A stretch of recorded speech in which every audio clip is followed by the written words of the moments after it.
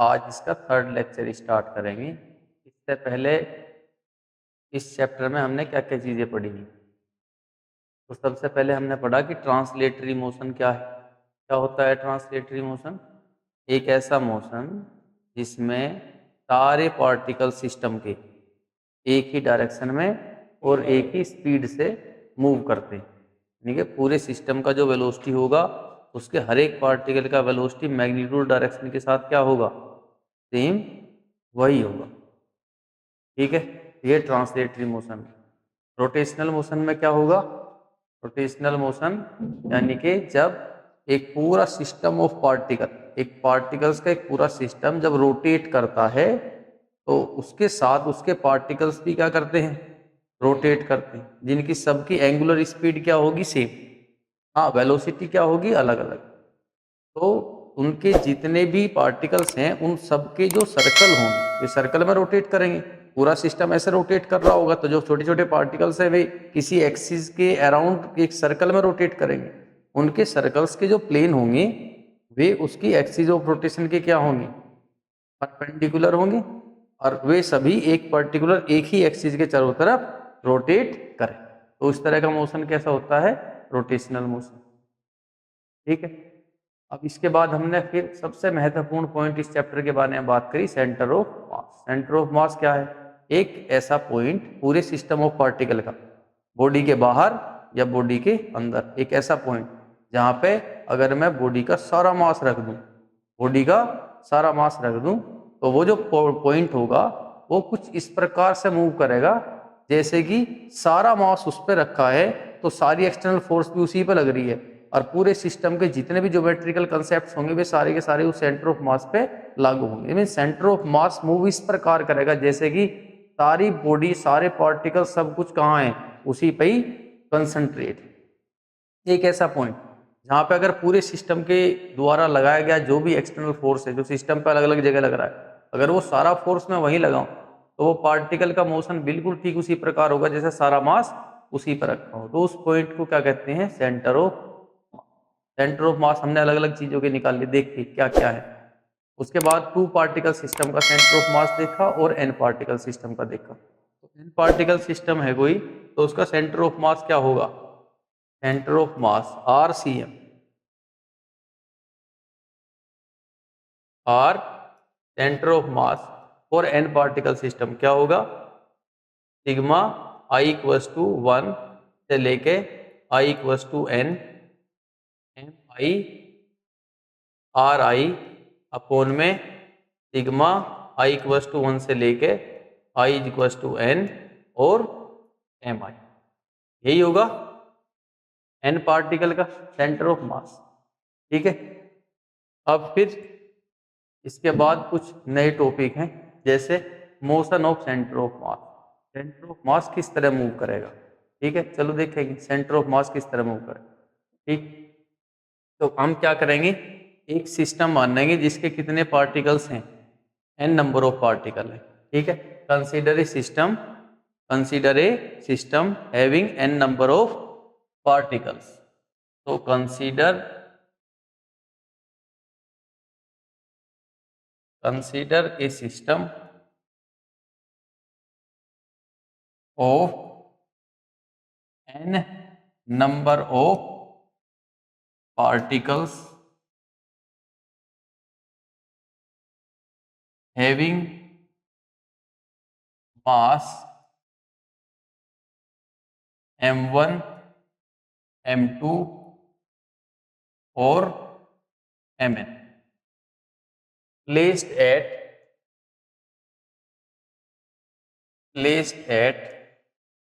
position vector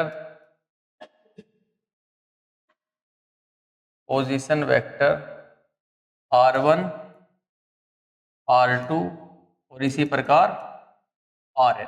क्या यहां तक की बात समझ आ रही है? तो एज ये हमें पता है कि सेंटर ऑफ मास का फॉर्मूला क्या है, as RCM is equal to क्या होगा? सिग्मा I इक्वल टू 1 से लेके I is equal to n तक MI RI अपॉन में sigma I is equal to 1 से लेके I is equal to n mi। इसे हम क्या लिख सकते हैं, ये देखो सारे मासेस का जो टोटल है उसको मैं क्या कहूँ, कैपिटल है ना, तो मैं इसकी जगह क्या लिख सकता हूँ, कैपिटल है। और ये हमारा क्या होगा, m1r1 plus m2r2 plus mn rn upon में क्या कहूँ, कैपिटल। ये कैपिटल एम इधर आ जाएगा, ये कैपिटल एम इधर आ गया, तो ये हमारा फॉर्मूला हो जाएगा M R C M is equals to m1r1 plus m2r2 plus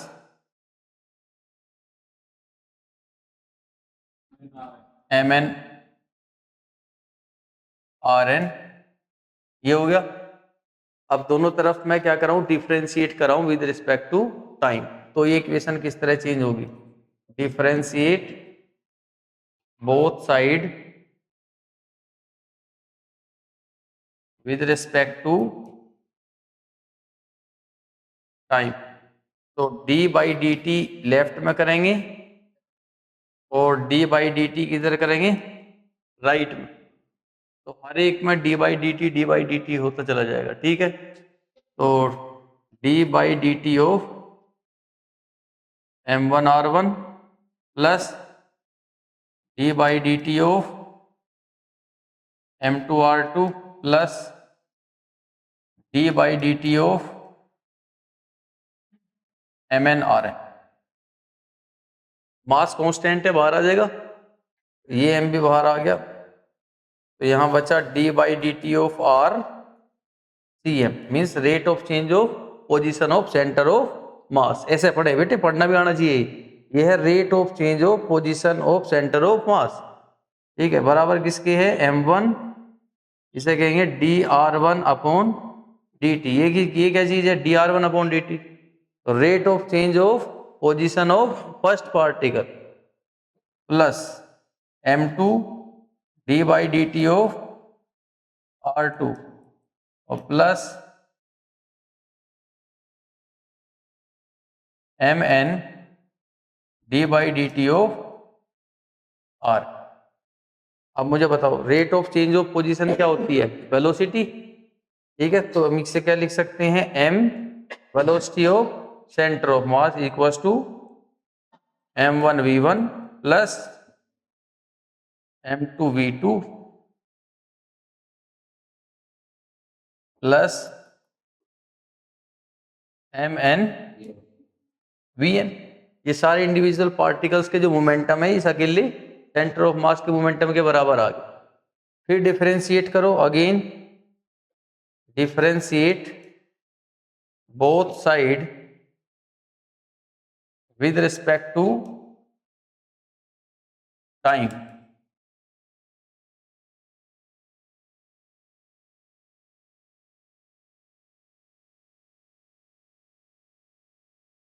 दोबारा डिफरेंशिएट करेंगे तो क्या मिलेगा, d by D t of m V C M is equal to d by D t of m1 v1 plus d by D t of m2 v2 plus d by D t of mn vn। फिर mass constant है, बाहर आ जाएगा, m d by D t of V C M is equal to m1 d by D t of v1 plus m2 d by D t of v2 plus mn d by D t of vn। ठीक, ये क्या है, rate of change of velocity of centre of mass. क्या कहेंगे इसे, acceleration. तो ये आ गया आपका acceleration of centre of mass is equal to ये m1 a1 plus m2 a2 plus mn ये मास इंटू एक्सेलरेशन क्या होती है, फोर्स। तो ये पहले पार्टिकल पे लगने वाला एक्सटर्नल फोर्स ये दूसरे पार्टिकल पर लगने वाला एक्सटर्नल फोर्स, ये n पार्टिकल पर लगने वाला एक्सटर्नल फोर्स किसके बराबर है? Mass, total mass into acceleration of centre of mass. तो मैं यहाँ पे लिखूं mass into acceleration of centre of mass is equal to F1 plus F2 plus Fn। तो यहाँ पे लिख सकते हैं m a of cm is equal to net external force. इस इक्वेशन से क्या समझ आ रहा है कि सेंटर ऑफ मास का जो एक्सेलरेशन होगा वो एक्सेलरेशन डिपेंड करेगा कि पूरे सिस्टम पे लगने वाला एक्सटर्नल फोर्स क्या है। तो पूरे सिस्टम पे जो एक्सटर्नल फोर्स लगेगा उस फोर्स के द्वारा सेंटर ऑफ मास पे सारा मास होगा और उसका एक्सेलरेशन कितना होगा? ACM, पूरे सिस्टम का एक्सेलरेशन। ठीक है, तो अब ये किस प्रकार मूव करेगा ये हम कैसे लिख सकें इसमें, ये मूव किस प्रकार करेगा? तो from this equation,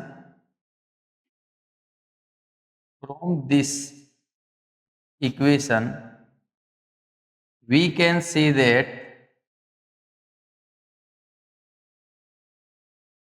center of mass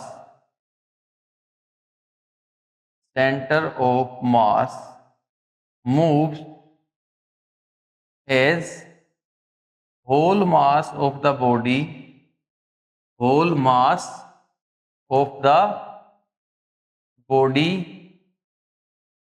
is concentrated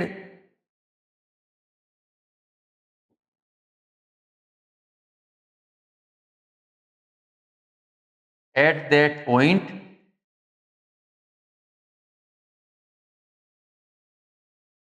and all external force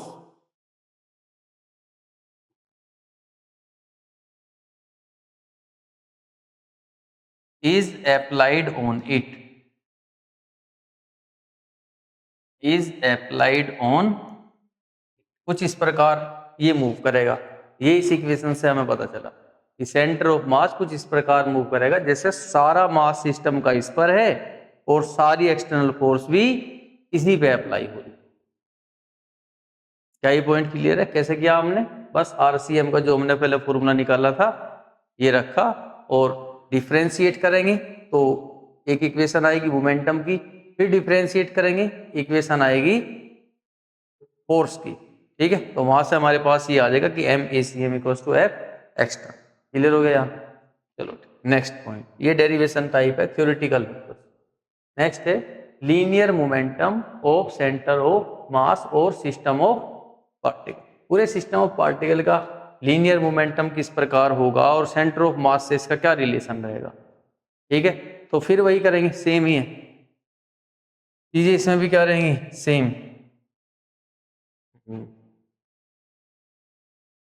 consider a system of n number of particles having mass m1, m2, m3, mn and placed at position vector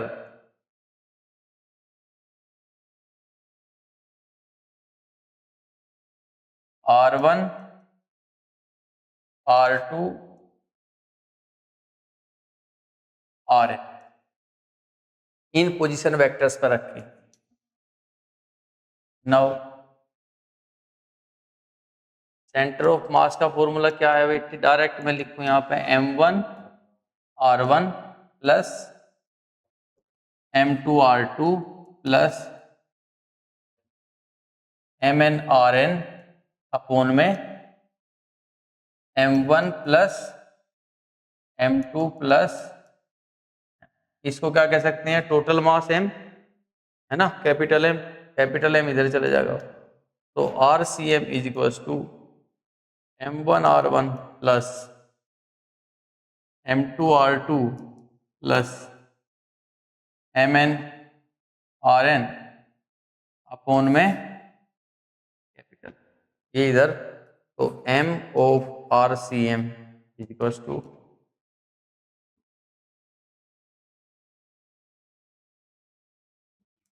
plus MnRn। Differentiate करेंगे दोनों side, differentiate both side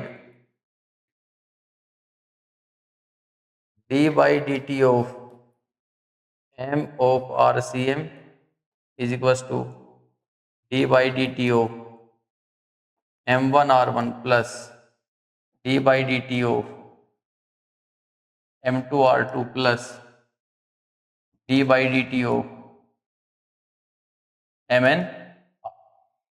यहाँ पे ये क्या form होगा, M constant है बाहर आ जाएगा बेटे, और मैं डायरेक्ट क्या लिख सकता हूँ इसे, M of VCM is equal to M1V1 plus M2V2 plus MnVn। Again differentiate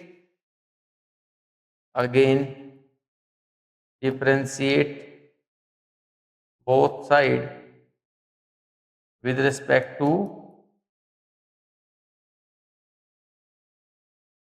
time. दोबारा फिर डिफरेंशिएट करें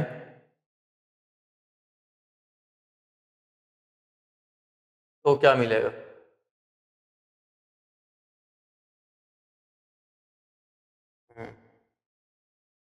तो d by dt of MVCM is equal to d by dt of M1V1 plus d by dt of M2V2 plus d by dt of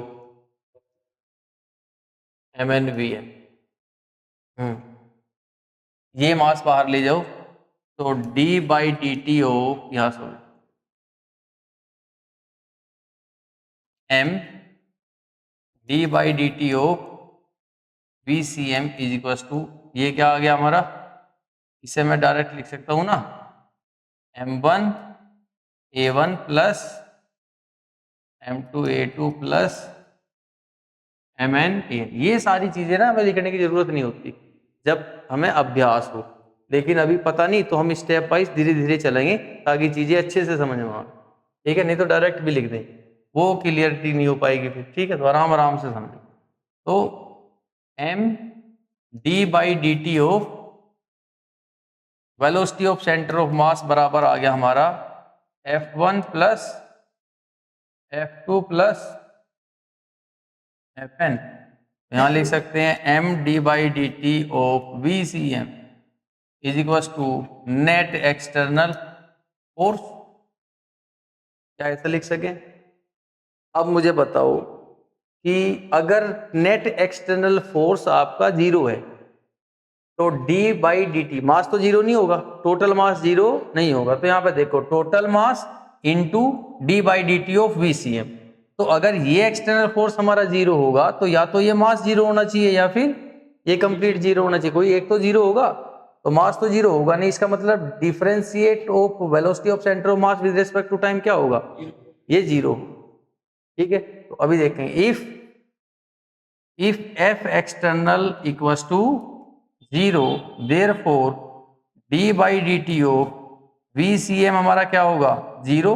और इससे क्या पता चलेगा, अगर मैं कहूं change of velocity of centre of mass time के हिसाब से जीरो है, तो अब ये जीरो कब होगा, जब आपका ये जो वेलोसिटी ऑफ सेंटर ऑफ मास है ये क्या हो, ये velocity of centre of mass क्या हो, कांस्टेंट हो।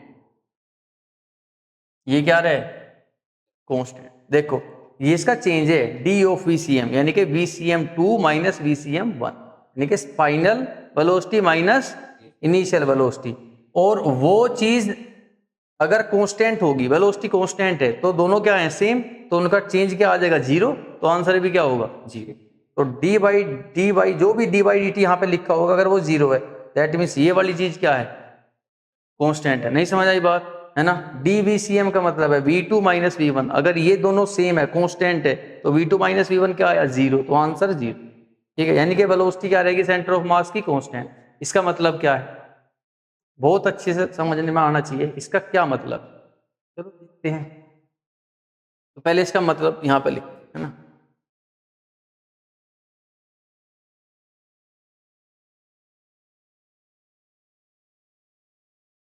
देख, इसका मतलब है if external force is 0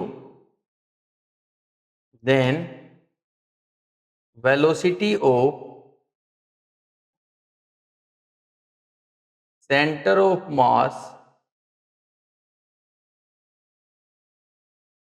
will be constant। तो जो वेलोसिटी होगी सेंटर ऑफ मास की क्या होगी, कांस्टेंट होगी। अब इसका थोड़ा सा मतलब जानते हैं कैसे होगी। सपोज एक एक यहाँ पे एक इस तरह की कोई तोप है या गन है कोई ऐसी, है ना कोई, और यहां से इसने एक सेल यानी कि एक बम छोड़ दिया ऐसे बन, है ना, ठीक है, कोई सेल जा रही है। अब ये सेल ऐसे जा रही थी, अब यहां जाने के बाद ये जो बम है, ये बम क्या हो गया भाई, ब्लास्ट हो गया। बम क्या हो गया, अब ये बम ऐसे ऐसे जा रहा था, जब ये ऐसे जा रहा था तो इसका इसका पूरे सिस्टम ऑफ पार्टिकल कहीं ना कहीं सेंटर ऑफ मास भी होगा। ठीक, तो जब ये यहां से बाहर निकला तो जैसी सेल बाहर निकली तो इस पे अब एक्सटर्नल फोर्स कितना हो गया, 0। कोई बाहर से कोई एक्सटर्नल फोर्स अप्लाई नहीं हो रहा, ये इंडिपेंडेंटली मूव करेगा। और आपको पता जब भी कोई बॉडी हम ऐसे फेंकते हैं और वो इंडिपेंडेंटली मूव करेगी तो वो कैसा कैसा पाथ फॉलो करेगी, प्रोजेक्टाइल, है ना, वो एक प्रोजेक्टाइल होगी और पैराबोलिक पाथ फॉलो करेगी। तो इसके जब इसमें यहाँ पे ये बॉम्ब ब्लास्ट होगा तो ये सारे पार्टिकल्स इधर उधर जाएंगे, लेकिन इस सिस्टम का जो सेंटर ऑफ मास होगा, जो क्या होगा, सेंटर ऑफ मास होगा, उस पे एक्सटर्नल फोर्स क्या है, उस सेंटर ऑफ मास पे एक्सटर्नल फोर्स कितनी है, 0। तो जब इस पे एक्सटर्नल फोर्स 0 है तो सेंटर ऑफ मास अपना जो पाथ है वो फॉलो रखेगा और वो इधर उधर कहीं नहीं जानेगा। इसका सेंटर ऑफ मास देखो, ये सारे पार्टिकल्स इधर उधर चले जाएंगे, सब इधर उधर, लेकिन सेंटर ऑफ मास अपना जो है पोजीशन वैसे ही रखेगा और पूरा एक पैराबोलिक पाथ फॉलो करते हुए यहां आके गिरेगा। इस पॉइंट का ये मतलब था। पॉइंट सीधा सा है, अगर एक्सटर्नल फोर्स आपकी 0 है तो सेंटर ऑफ मास का जो वेलोसिटी है वो कांस्टेंट रहेगा और चेंज नहीं। ठीक है, वो अपने पाथ को ऐसे ही फॉलो करेगा, वो इधर उधर कहीं भी मूव नहीं करेगा। कोई भी चीज है कहीं भी है, कोई ब्लास्ट हो गया किसी भी चीज में, ऐसे सारे पार्टिकल इधर चलेंगे, सेंटर ऑफ मास वहीं रहेगा। क्लियर है, पॉइंट समझ आ गया। तो अब एक्सटर्नल फोर्स हॉरिजॉन्टल वे में है ना, लेकिन आपको पता एक ग्रेविटेशनल फोर्स तो लग ही रहा है जिसकी वजह से उसका पाथ कैसा हो गया, तो इसकी जो वेलोसिटी है हॉरिजॉन्टल कंपोनेंट वो चेंज नहीं होगा। हाँ, बाकी सारे पार्टिकल्स इधर उधर जाए। Clear. Next, momentum of momentum of force और टॉर्क। मोमेंट ऑफ फोर्स और टॉर्क। टॉर्क मतलब क्या होता है, जब कोई बॉडी पे हम फोर्स लगाते हैं और बॉडी सीधी लाइन में चल रही हो तो केवल फोर्स पर्याप्त है, आप बॉडी पे कहाँ अप्लाई कर रही हो उससे कोई फर्क नहीं पड़ता, पोजीशन से फर्क नहीं पड़ रहा कि आप कहाँ पे फोर्स लगाओगे। लेकिन जब किसी चीज को हम गोल गोल घुमाते हैं यानी कि रोटेशन कराते हैं तो डिपेंड करता है कि आप फोर्स एक्सिस ऑफ रोटेशन से कितनी दूर लगा दें। जैसे हमारे पास एक चाबी है और हमें एक बोल्ट ओपन करना हो उससे, तो चाबी जितनी बड़ी होगी उतने कम फोर्स से आराम से बोल्ट खुल जाएगा, जितनी छोटी चाबी होगी उतना फोर्स आपको ज्यादा लगाना पड़ेगा। पॉइंट तो वही है, फोर्स तो आप लगा ही रहे हो यहाँ भी और यहाँ भी, लेकिन अंतर किसका आया, डिस्टेंस का, कि आपने फोर्स जो एक्सिस है रोटेशन की, जहां से रोटेशन होंगे उससे कितनी दूर अप्लाई की, वो जितनी दूर आप उसे अप्लाई करोगे फोर्स को उतने कम फोर्स में वो आराम से घूम जाएगा।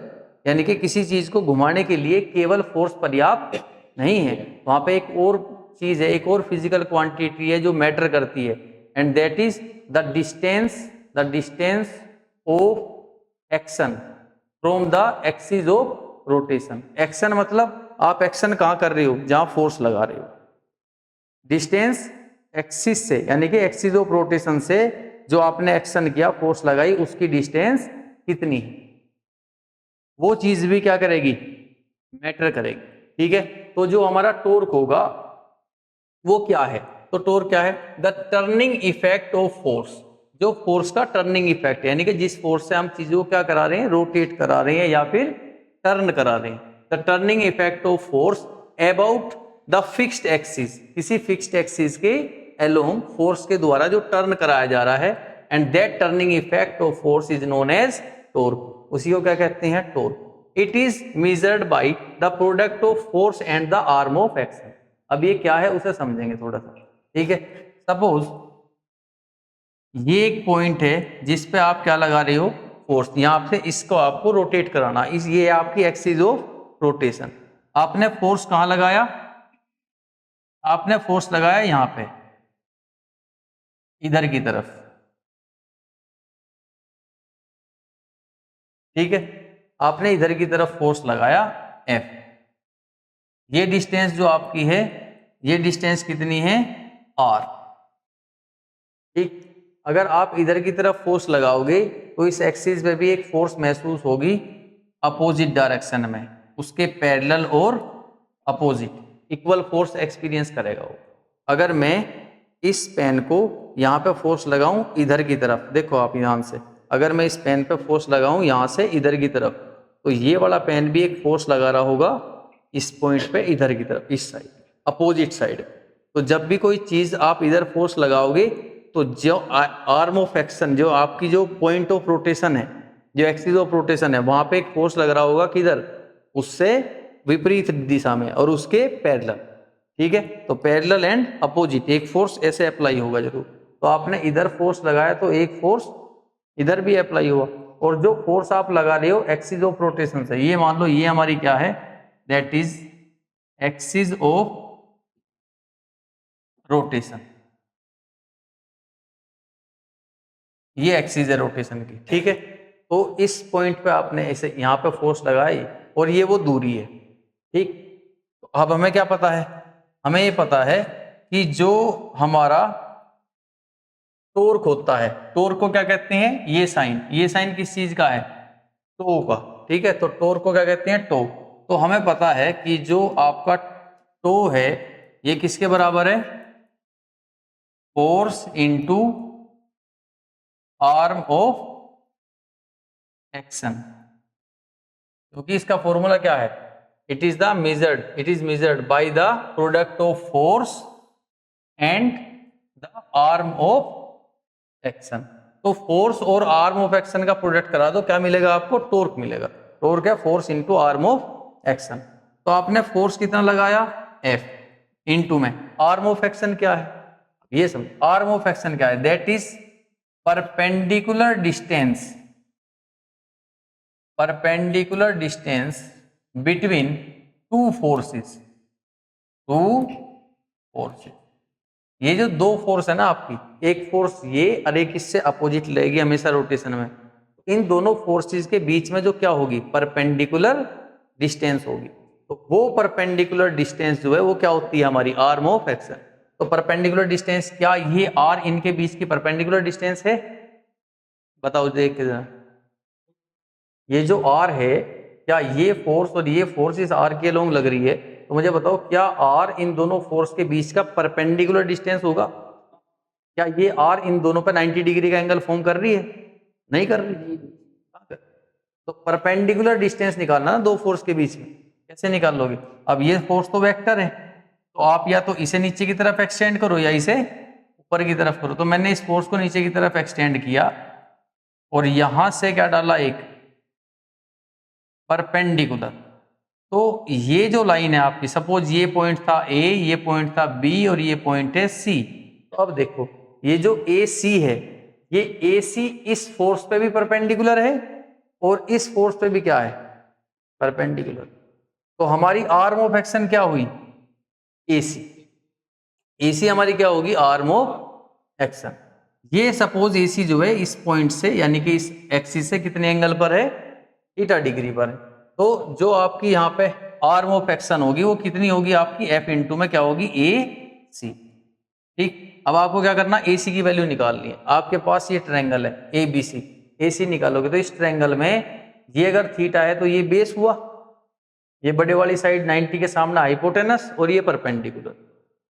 ठीक है, तो अब बेस हमें निकालना AC और ये आर्म ऑफ एक्शन है। हाँ, यहाँ पे एक पॉइंट आ गया, थीटा बेटा आपको यहाँ नहीं देना, थीटा कहाँ लोगे, जिसको आपने एक्सटेंड किया,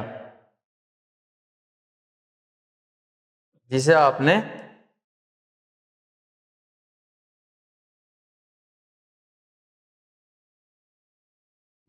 क्या किया है, एक्सटेंड यहां से किया, ये थीटा, तो ये थीटा होगा, तो ये हमारा हो गया बेस और ये परपेंडिकुलर और ये हाइपोटेनस। तो अब इसमें कौन सा रूल अप्लाई करें, कौन सी ट्रिग्नोमेट्रिक रेशियो अप्लाई करेंगे, तो फ्रॉम ट्रायंगल ABC क्या अप्लाई करेंगे, परपेंडिकुलर निकालने के लिए साइन थीटा, और ये साइन थीटा बराबर होगा किसके, परपेंडिकुलर अपॉन हाइपोटेनस, यानी कि AC अपॉन में R। ठीक है, तो AC हमारा कितना आया, R साइन थीटा। ये वैल्यू पुट करेंगे इक्वेशन नंबर 1 में तो हमें टॉर्क मिल जाएगा। तो put this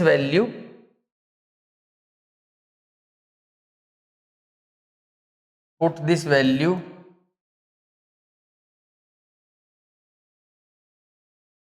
in equation first. अब फर्स्ट में रखो तो टॉर्क आपको यहां मिलेगा फोर्स इनटू में AC कितना है, R साइन थीटा। ठीक है, या मैं इसे लिख सकता हूं R into F sine theta.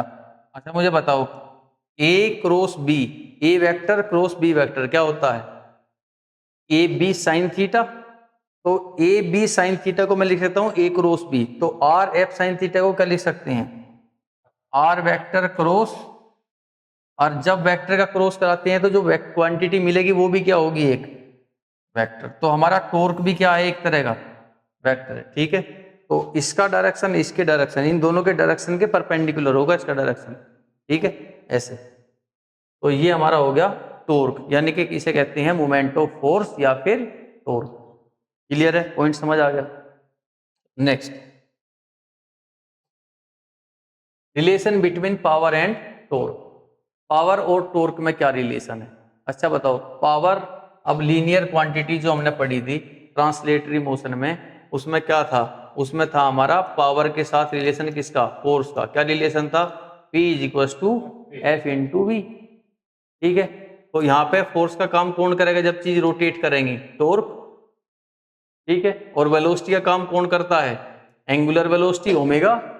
Power तो पावर है, तो यहाँ पे रोटेशन मोशन में पावर किसके बराबर होनी चाहिए, टॉर्क इनटू ओमेगा की। क्लियर है पॉइंट, चलो देखते हैं। तो एच, अच्छा बताओ, d W is equal to क्या होता है, डी एक्स कोस थीटा, यही है ना, d W equal to F d x cos theta. लेकिन जब चीजें रोटेट कर रही हो तो फोर्स का काम कौन करेगा, टॉर्क, और डी एक्स का काम कौन करेगा, डी थीटा। और जब बेटे कोई भी चीज जब रोटेट करेगी, जब वो रोटेट करेगी तो जो आपका ये जो एंगुलर, ये जो डी थीटा और टॉर्क जो होगा, टॉर्क और डी थीटा ये भी इधर की तरफ चलेगा, टॉर्क भी इधर ही होगा। दोनों के बीच में थीटा की वैल्यू कितनी होगी, हमेशा 0 डिग्री। और कोस 0 कितना होता है, 1। ठीक है, तो हमेशा ही यहाँ पे जो कोस थीटा इसकी वैल्यू क्या रहेगी, 1 रहेगी, है ना, कोस थीटा 1। तो यहाँ हो जाएगा तुम्हारा जो फॉर्मूला अब वर्क का बनेगा, तो क्या बनेगा, d W is equal to कितना होगा, टो डी थीटा। हमें पावर बनानी वर्क से, तो वर्क से पावर क्या बने, कैसे बनेगी, टाइम से डिवाइड कर दो। ठीक है, divide with respect to time. ठीक, तो डिवाइड विद dt, dt से डिवाइड कर दो, तो D W by D T equal to to D theta upon में D T. D theta upon D T क्या होता है? ओमेगा, एंगुलर स्पीड, और ये चीज क्या होगी? पावर। तो पावर इज इक्वल टू हमारा आ गया टू ओमेगा। ये रिलेशन। क्लियर? ठीक। Next, angular momentum. जैसे हमने टॉर्क निकाला था वैसे ही क्या निकाल लेंगे? Angular momentum. लीनियर मोमेंटम को क्या कहते हैं? सिंबल क्या है उसका? पी। एंगुलर मोमेंटम का सिंबल क्या होगा? एल। ठीक है, तो वैसे ही जैसे टॉर्क निकाला था फोर्स से, वैसे ही क्या निकाल लेंगे? Angular momentum. So the product of linear momentum, linear momentum P का और किसका? आर्म ऑफ एक्शन का जो प्रोडक्ट होता है उसी को क्या कहते हैं? Angular momentum. ठीक, तो फिर वैसे ही आप कंसीडर करो कि ये सपोज आपकी क्या है? Arm of action. आपने फोर्स लगाया इधर की तरफ F, और एक फोर्स लगा इससे इक्वल अपोजिट पैरेलल इधर। तो ये दूरी जो है कितनी है? Suppose R। मुझे आर्म ऑफ एक्शन निकालनी है, क्या करेंगे भाई? एक्सटेंड करेंगे इसे पीछे की तरफ, और फिर यहां से क्या डाल देंगे? एक परपेंडिकुलर। ये एंगल कितना होगा? थीटा। ये ए, ये बी, और ये सी। तो ये होगी हाइपोटेनस, और ये बेस, और ये परपेंडिकुलर। ठीक है, तो यहां लिखेंगे एज लीनियर मोमेंटम एल जो है, एंगुलर मोमेंटम एल जो है, ये बराबर होगा किसके? इसके लीनियर मोमेंटम पी के इनटू में आर्म ऑफ एक्शन की। और आर्म ऑफ एक्शन हमारी क्या है? Perpendicular distance between two momentums. ठीक है, दो मोमेंटम्स के बीच में परपेंडिकुलर डिस्टेंस। तो लीनियर एंगुलर मोमेंटम एल बराबर होगा P into arm of action हमारा क्या हो गया? ए सी। ये परपेंडिकुलर डिस्टेंस है इस पे भी और इस पे भी। ये है आर्म ऑफ एक्शन। तो अब मैं यहां लिखूं पी इंटू में आर्म ऑफ एक्शन यानी कि ए सी, और इसे मान ली इक्वेशन नंबर 1। अब from triangle A B C, हाँ साइन थीटा यूज करेंगे, इज इक्वल टू क्या होगा? A C divide by R. A C किसके बराबर आ गया? आर साइन थीटा के। तो पुट दिस वैल्यू